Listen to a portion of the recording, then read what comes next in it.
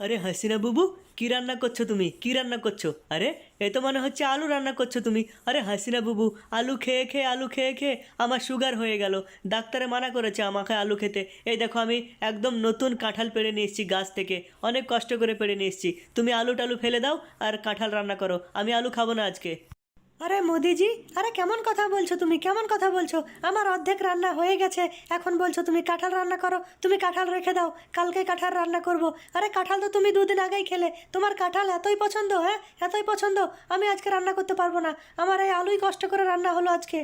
দেখো হাসিনা বুবু, আমি পরিষ্কার করে বলে দিচ্ছি, আজকে যদি রান্না হয় তাহলে কাঁঠাল রান্না হবে, আলু রান্না হবে না। না হলে আমি আলু টান দিয়ে ফেলে দেবো। আরে তুমি রোজ রোজ আমাকে আলু খাওয়াও, আলু খাইয়ে খাইয়ে আমার শরীরের ফুর্তি এনার্জি সব শেষ হয়ে গেছে। আরে আমার সুগারের রুগী, এখন আমাকে ডাক্তারে বলেছে আলু খেয়েও না, কাঁঠাল খাবে। আর আমি ওই জন্য কাঁঠাল নিয়ে এসেছি, তুমি বলছো কাঁঠাল রান্না করবো না।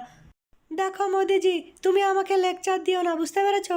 তোমার যদি আলু খেতে না ভালো লাগে তাহলে হোটেলে গিয়ে খেয়ে আসো। আর আজকে যদি আলু রান্না না হয় তাহলে এরপরে কোনো দিনও রান্নাই হবে না এই বাড়িতে, বুঝতে পেরেছো?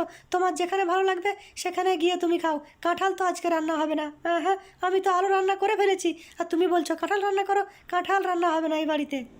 দেখো হাসিনা বাবু, তুমিও আমাকে বেশি ভাষণ দিও না, বেশি ভাষণ দিও না। তোমার ভাষণ শোনার জন্য আমি এখানে আসিনি, বুঝতে পেরেছো? তুমি আমাকে ফ্রিতে খাওয়াও, বলো ফ্রিতে খাওয়াও। আরে তুমি যা রান্না করো, যা পয়সা হয় সব তো মাসের শেষে হিসাব করে নিয়ে নাও। মনে হচ্ছে ফ্রিতে খাওয়াও তুমি আমাকে, আর রোজ রোজ আলু রান্না করে খাও তুমি। ঠিক আছে, আমি তোমার কাছে খাবো না, আজ থেকে আমি তোমার কাছে খাওয়া বাদ দিলাম।